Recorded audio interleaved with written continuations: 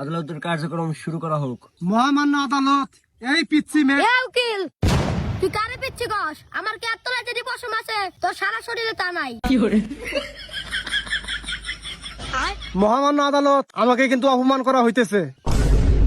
Order order. মেয়ে তুমি চুপ থাকো, আপনারা বলেন। মহামান্য আদালত, আমার প্রতিপক্ষ বন্ধু হয়তো জানে না আমার মক্কেলের আগেও 13 জায়গায় বিয়ে হয়েছিল। মহামান্য আদালত, আমার এই মক্কেলকে এই ছেলেটা ফুসলিয়ে ফাসলিয়ে বাসায় নিয়ে গিয়ে অবৈধ কাজ করেছে এবং এই ছেলেটার সন্তান আমার মক্কেলের পেটে। এটা একদম মিথ্যা কথা।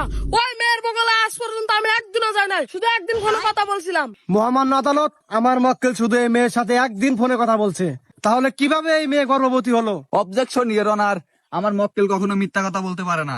আচ্ছা ঠিক আছে ইওর অনার, এই মেয়েকে আমি কিছু জিজ্ঞেস করার অনুমতি চাচ্ছি। অনুমতি দেওয়া হলো।